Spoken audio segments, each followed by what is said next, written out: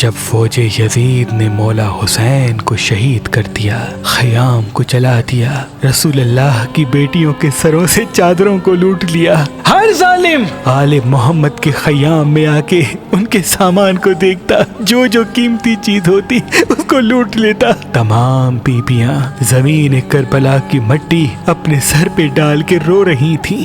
بس شام غریباں آ جاتی ہے، بی بی زینب تمام بیبیوں اور بچوں کو سنبھالتی ہیں۔ آل محمد لاوارثوں کی طرح خاک پر بیٹھے ہی تھے کہ کچھ ظالم ان جلے ہوئے خیموں اور بیبیوں کو دیکھ کے کہیں کہ ہم نے سنا تھا کہ رسول اللہ کے خاندان کے پاس بہت سی قیمتی چیزیں ہیں، چلتے ہیں، شاید ان بیبیوں کے پاس ہمیں کچھ مل جائے۔ بس وہ ظالم جیسے ہی ان بیبیوں کے پاس آتے ہیں تو بی بی زینب ان کو دور سے دیکھ کے کہتی ہیں، اے ظالموں، تم نے رسول اللہ کے بچوں کو قتل کر دیا، ہمارے خیام کو لوٹ لیا، اب کیا لوٹنے آئے ہو؟ لیکن وہ قریب آتے جاتے ہیں۔ یہ منظر کربلا میں موجود وہ سانپ جو مشد سانپ کے قبائل میں سے تھے، وہ ان ظالموں کی طرف دوڑتے ہیں اور ایک سانپ اس ظالم کو کاٹ لیتا ہے، وہ زمین پہ گر کے تڑپنے لگتا ہے اور دوسرے اس کو دیکھ کے بھاگ جاتے ہیں۔ وہ سانپ پوری رات ان بیبیوں کا پہرا دیتے ہیں تاکہ کوئی بھی رسول اللہ کے خاندان کا دشمن